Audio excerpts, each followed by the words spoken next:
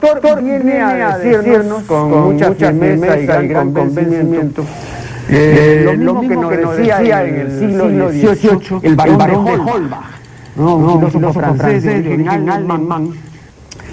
Si nos remontamos al comienzo, entonces hallaremos que la ignorancia y el temor crearon a los dioses. La fantasía, el entusiasmo, el engaño los adornaron o desfiguraron. La debilidad del culto, la credulidad los conserva, la costumbre los respeta y la tiranía los apoya para que la ceguera de los hombres sirva a sus propios intereses.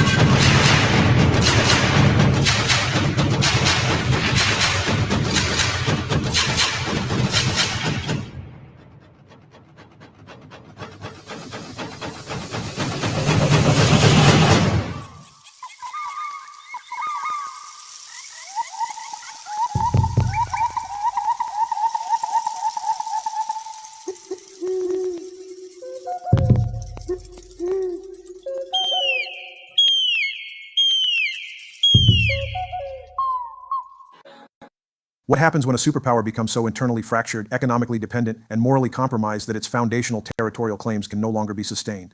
For the first time in over 170 years, the balance of power between the United States and Mexico is shifting in ways that make the unthinkable suddenly possible. Mexico could legitimately challenge American control over territories seized in 1848, and the United States may lack the strength to resist such a challenge. This isn't historical nostalgia or romantic nationalism. This is cold strategic analysis of a perfect storm converging. The deep legal illegitimacy of America's original land grab, the visible internal collapse of American unity, and Mexico's inevitable rise from subordinate partner to indispensable anchor of North American economics. For the first time since the Treaty of Guadalupe Hidalgo, Mexico has leverage, and America has vulnerabilities that could fundamentally redraw the map of North America. I've spent my career studying how empires expand and contract, how territorial arrangements that seem permanent suddenly become negotiable when power balances shift. What we're witnessing today represents something unprecedented, a 19th century territorial settlement being challenged by 21st century legal, economic, and demographic realities that the original conquerors never anticipated.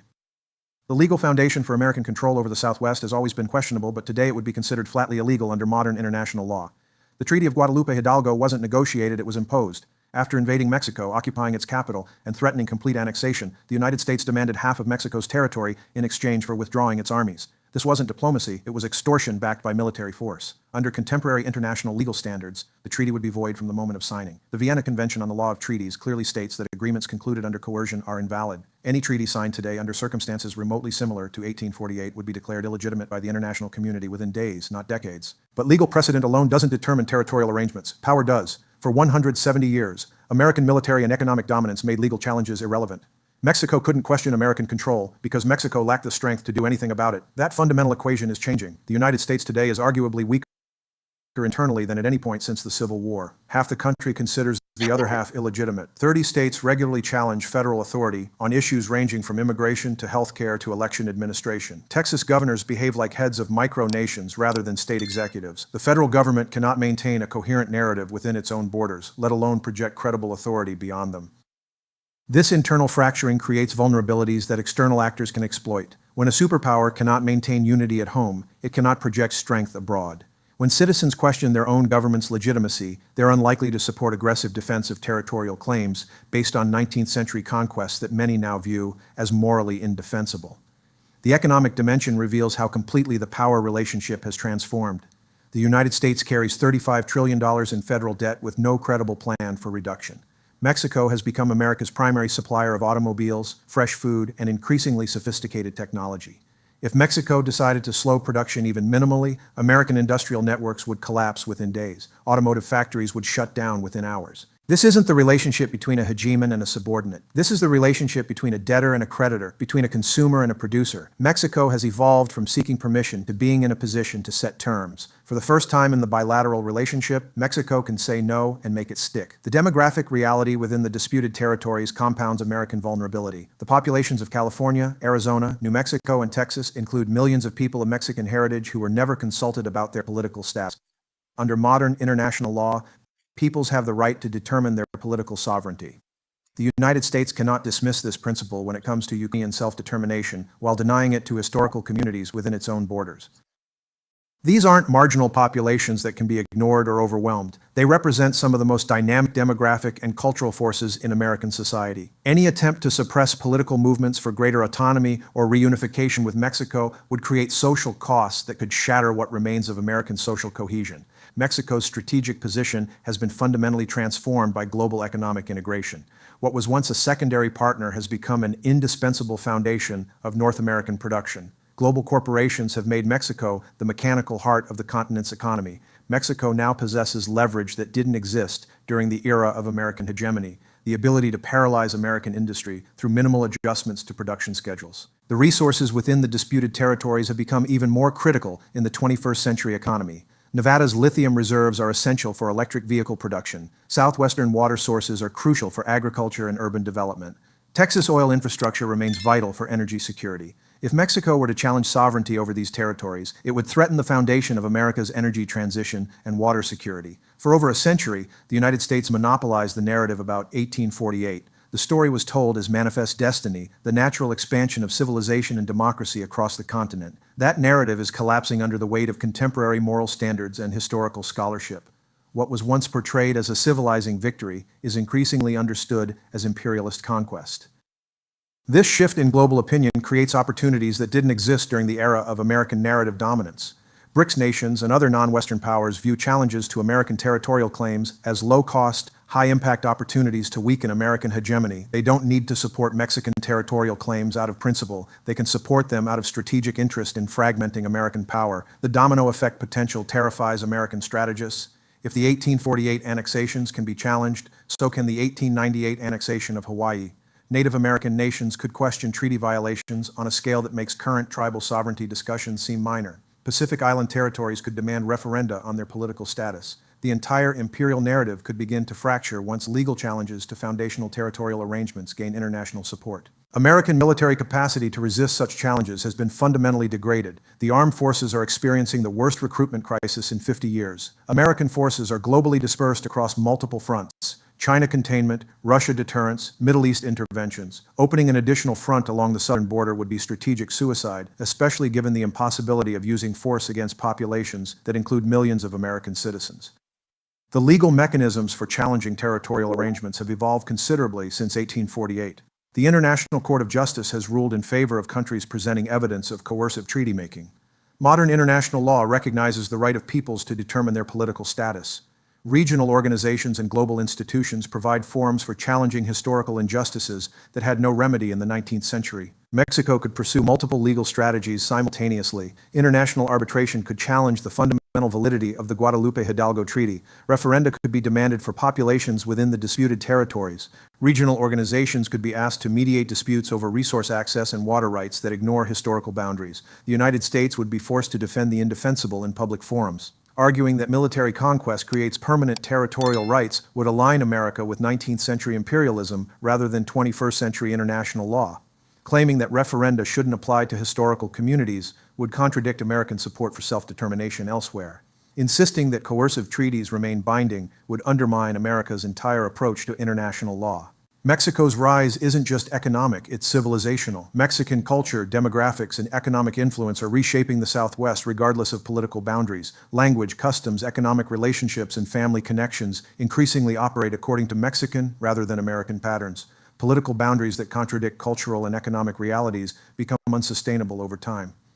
The perfect storm is converging: deep legal illegitimacy of the original territorial arrangement, visible internal fracturing of the supposedly dominant power, and undeniable rise of the supposedly subordinate neighbor. This combination creates possibilities that seemed impossible just decades ago. Regional economic integration has made political boundaries increasingly artificial. Supply chains, labor markets, cultural exchanges, and family relationships operate across the border as if it doesn't exist. When economic and social integration reaches this level, political integration often follows. The question becomes whether such integration occurs through gradual negotiation or sudden crisis. American strategic thinking remains trapped in assumptions about permanent dominance that no longer reflect reality. Military superiority cannot solve political problems rooted in moral illegitimacy and economic dependence. Demographic trends cannot be reversed through legal restrictions. Cultural influence cannot be contained by physical barriers. The global context has shifted decisively against American territorial claims. Rising powers view challenges to American control as opportunities to accelerate American decline without direct confrontation.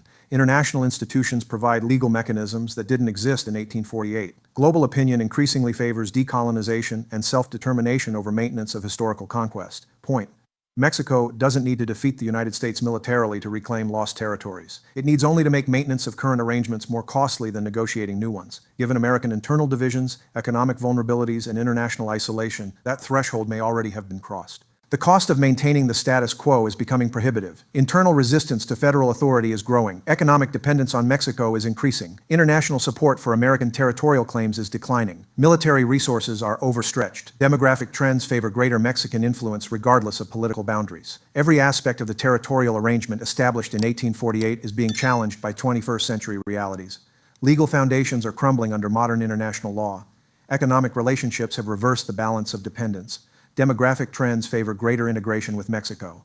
Cultural influence flows increasingly from south to north rather than north to south. The narrative monopoly that protected American territorial claims for over a century has been broken. Alternative interpretations of historical events are gaining credibility. International institutions provide forums for challenging arrangements that once seemed permanent. Rising powers offer support for alternatives to American hegemony. Point. Mexico has evolved from supplicant to indispensable partner to potential challenger. The transformation reflects broader changes in global power distribution, international law, and moral standards that make 19th century territorial arrangements increasingly unsustainable in the 21st century.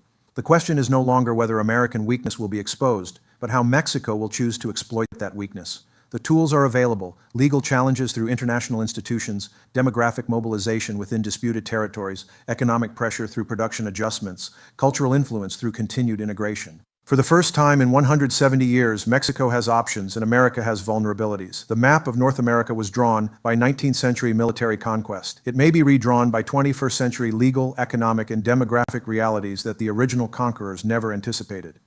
The crack has opened irreversibly. History moves slowly until it moves suddenly.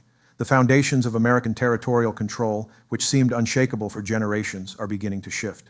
When the cost of maintaining conquest exceeds the benefits, even superpowers must negotiate rather than dictate. The regional economic integration has created dependencies that transcend political boundaries. Mexican workers, Mexican products, Mexican energy, and Mexican capital have become so deeply embedded in the American Southwest that attempting to maintain political separation has become economically irrational. When economic logic contradicts political boundaries, economic logic usually wins. America's weakness has been exposed not through military defeat, but through structural transformation of the international system. The rules, institutions, and power relationships that protected 19th century territorial arrangements have been replaced by 21st century realities that favor negotiation over conquest, legal challenge over military dominance. Mexico's time may have come not through military victory, but through patient accumulation of legal, economic, and demographic advantages that make continued American dominance unsustainable. The stolen lands could be reclaimed not through war, but through the inexorable logic of shifting power in a multipolar world. America's weakness has been exposed. The question now is whether American leadership has the wisdom to negotiate while they still have something to offer, or whether they will cling to unsustainable positions until they have no choice but to surrender what they cannot defend.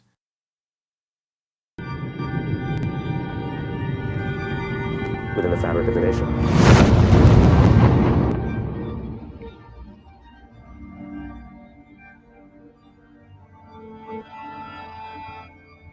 Ical, hijo, abre los ojos.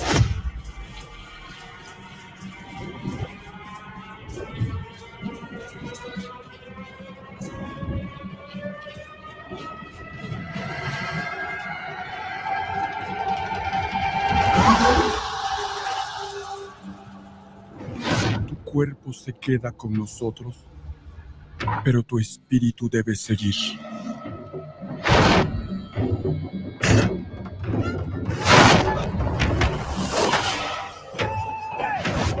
Busca la luz. Aléjate de las sombras. Deja que nuestro dolor sea tu fuerza.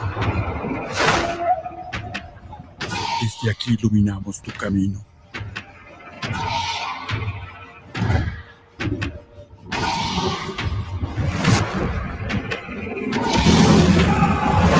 Lucha como nosotros ante esta pena tan grande. Yo soy tú. Tú eres yo.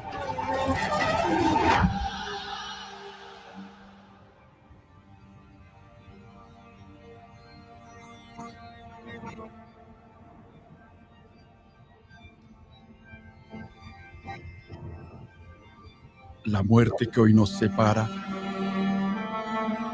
mañana volverá a unirnos. Eres libre, hijo.